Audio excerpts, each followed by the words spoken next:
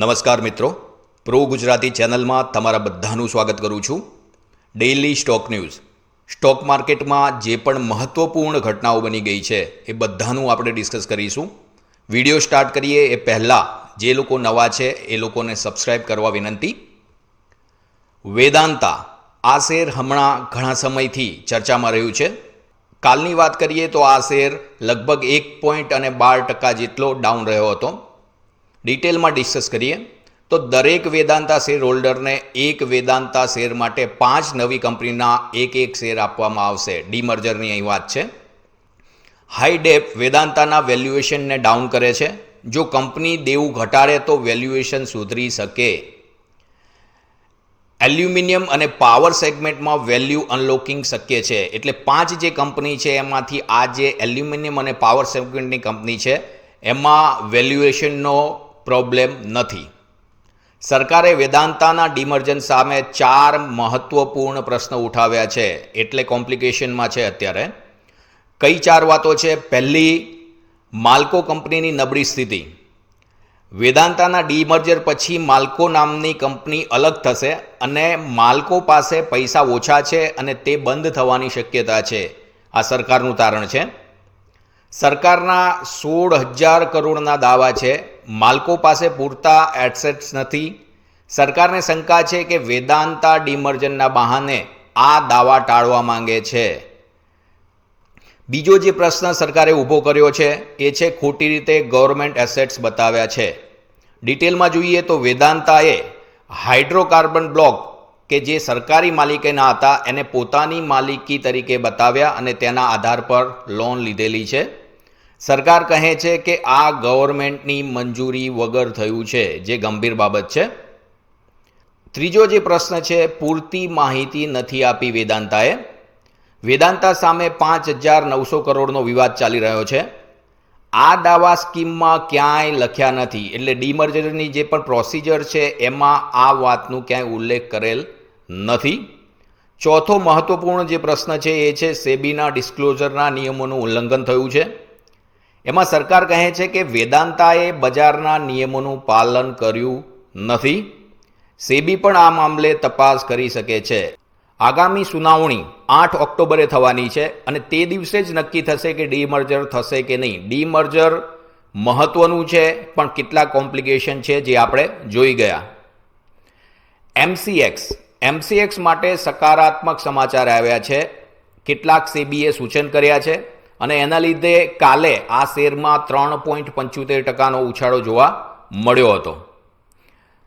ડિટેલમાં જોઈએ તો સેબીએ સૂચન કર્યું છે કે હવે એફપીઆઈ એટલે કે ફોરેન પોર્ટફોલિયો ઇન્વેસ્ટર્સને નોન એગ્રીકલ્ચર કોમોડિટીમાં પણ ટ્રેડ કરવાની છૂટ મળી શકે છે, એ પણ ડિલિવરી બેઝડ કોન્ટ્રાક્ટમાં.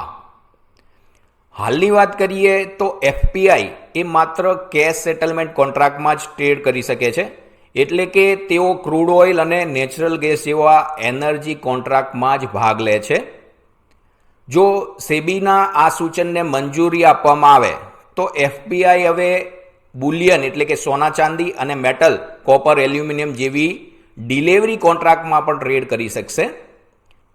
એની શું અસર થશે એના વિશે ડિસ્કસ કરીએ તો ઇન્સ્ટિટ્યુશનલ પ્લેયર છે એ વધારે આવશે, બજારમાં લિક્વિડિટી વધશે, એમસીએક્સના વોલ્યુમ્સ વધશે અને ભારતના કોમોડિટી માર્કેટ વધુ ડીપ અને સ્ટેબલ બનશે એવું એક તારણ કાઢી શકાય. જીએસટી મુદ્દો પણ મહત્વનો છે આ બાબતે. ગોલ્ડ અને સિલ્વર જેવી ડિલિવરી કોન્ટ્રાક્ટમાં જીએસટીના નિયમો પાર્ટિસિપન્ટ માટે મુશ્કેલી ઊભી કરે છે. આ કોમ્પ્લિકેશન છે. તો એના વિશે સેબીએ કહ્યું છે કે તેઓ સરકાર સાથે જીએસટી મુદ્દે ચર્ચા કરશે. જો આ સમસ્યા ઉકેલાય તો ડિલિવરી બેઝડ કોન્ટ્રાક્ટમાં વોલ્યુમ વધી જશે, જે પોઝિટિવ સાઇન રહી શકે. આ સમાચાર એમસીએક્સ માટે સકારાત્મક છે અને શેરમાં તેજી આવી શકે છે, આવું એક પ્રિડિક્શન છે. આગળ વાત કરીએ તો ડ્રીમ ફોર્ક સર્વિસ, આ જે કંપની છે એમાં ગઈકાલે 4.97%નો ડાઉનફોલ આવ્યો છે. એ શા માટે આવ્યો છે એનું ડિસ્કશન કરી લઈએ.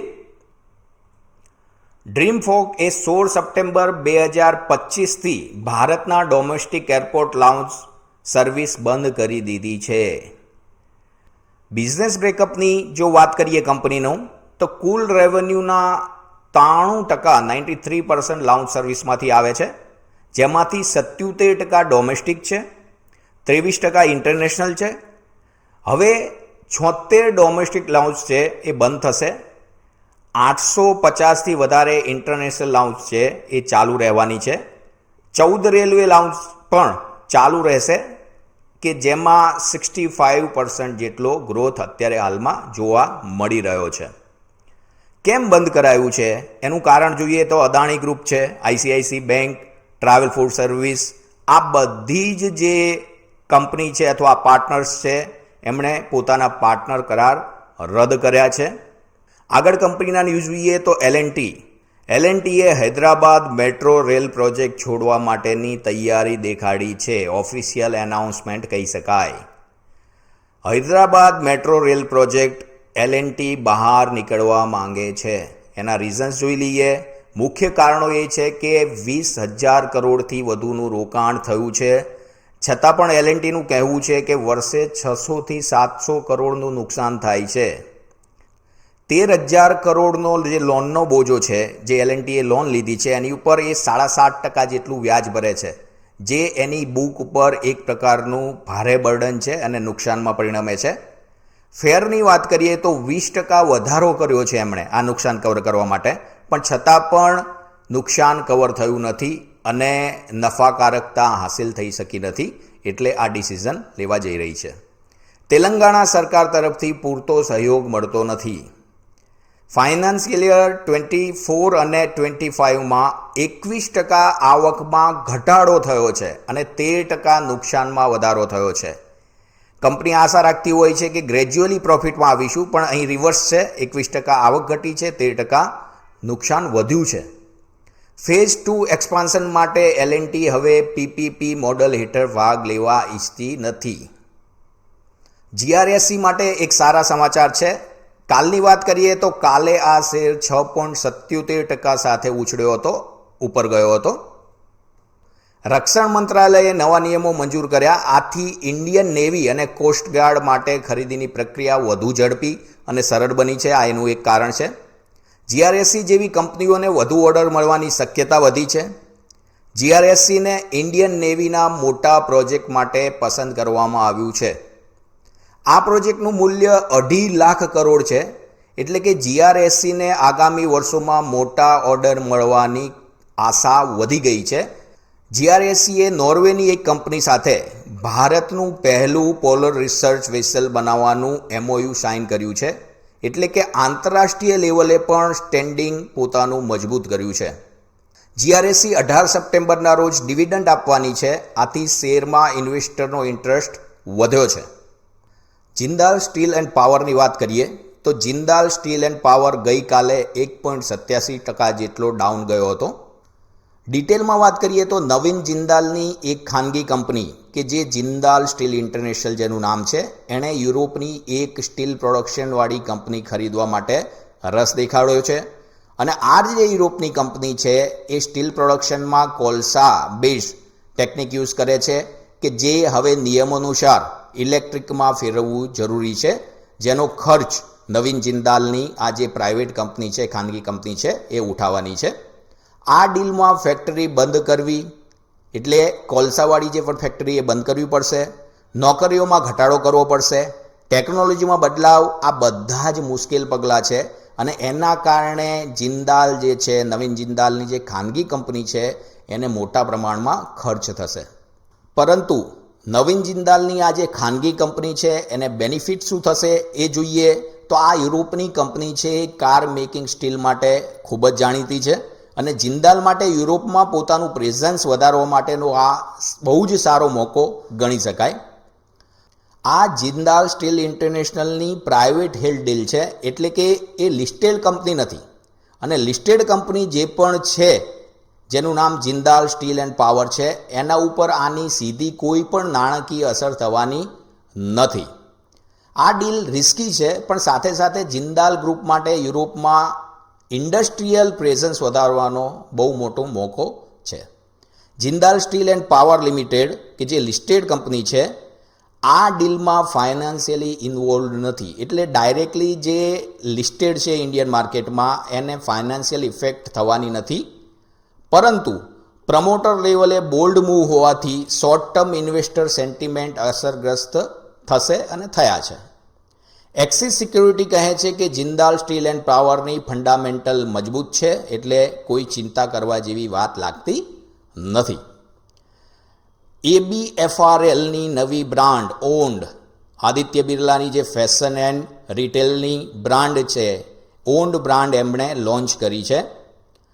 કાલની વાત કરીએ તો કાલે 4% જેટલો ઉછાળો આ શેરમાં જોવા મળ્યો હતો. સ્ટાઇલઅપ બ્રાન્ડને હવે ઓન્ડમાં બદલવામાં આવશે, એટલે સ્ટાઇલઅપ ઓલમોસ્ટ વિલીન થઈ જશે ઓન્ડમાં. નવી બ્રાન્ડ ખાસ કરીને ઝેન ઝી એટલે કે યુવા પેઢીને ધ્યાનમાં રાખીને ડિઝાઇન કરવામાં આવી છે. હાલના સ્ટાઇલઅપના 49 સ્ટોર ઓન્ડમાં બદલાઈ જશે. છેલ્લા એક અઠવાડિયામાં 5 નવા ઓન્ડના સ્ટોર ખુલ્યા છે અને વર્ષના અંત સુધીમાં એવો ટાર્ગેટ છે કે 100 જેટલા ઓન્ડના સ્ટોર ખોલવાનું પ્લાન છે. ઓન્ડના લોન્ચ પછી ABFRLના શેરમાં ગઈકાલે 17 સપ્ટેમ્બરે આપણે જોયું કે 4%નો ઉછાળો નોંધાયો છે.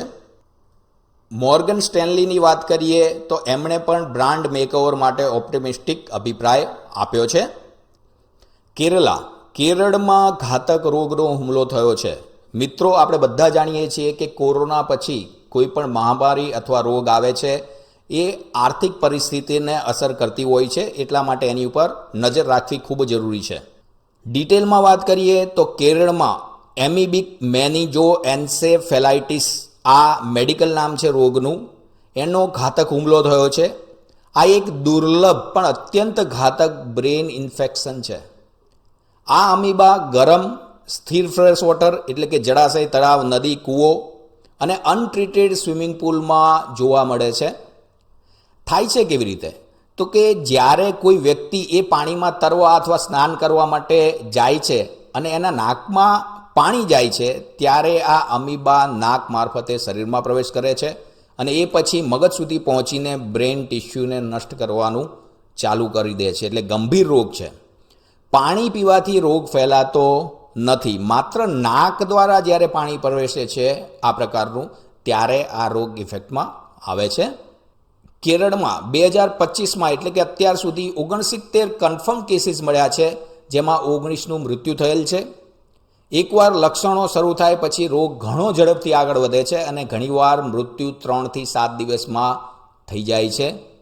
મોર્ટાલિટી રેટની વાત કરીએ તો વિશ્વભરમાં 97%નો મોર્ટાલિટી રેટ છે, જે અત્યંત ઘાતક ગણી શકાય. વીણા કે જે હેલ્થ મિનિસ્ટર છે, એમના મુજબ કેરળમાં મોર્ટાલિટી રેટ છે એ 24% છે અને એનું કારણ કે અગાઉથી જ આ રોગને ઓળખીને સારવાર શરૂ કરી દેવામાં આવે છે. મિત્રો, બિલકુલ પેનિક કરવાની જરૂર નથી, પણ આવા ન્યૂઝ ઉપર નજર રાખવી એ ખૂબ જ મહત્ત્વની છે. તો મિત્રો, આશા રાખું છું કે આ વિડીયો તમને હેલ્પફુલ થશે. જો તમને આ કન્ટેન્ટ ગમ્યું હોય તો અમારી ચેનલને લાઇક, શેર અને સબસ્ક્રાઇબ કરવાનું ભૂલશો નહીં.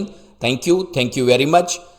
ફરીથી એકવાર જણાવી દઉં કે અમે સેબી રજિસ્ટર્ડ એડવાઇઝર નથી, એટલે કોઈ પણ બાય, સેલ અથવા હોલ્ડનું ડિસિઝન લો તો તમારા ઇન્વેસ્ટમેન્ટ એડવાઇઝરને પૂછીને જ લેજો. Thank you very much.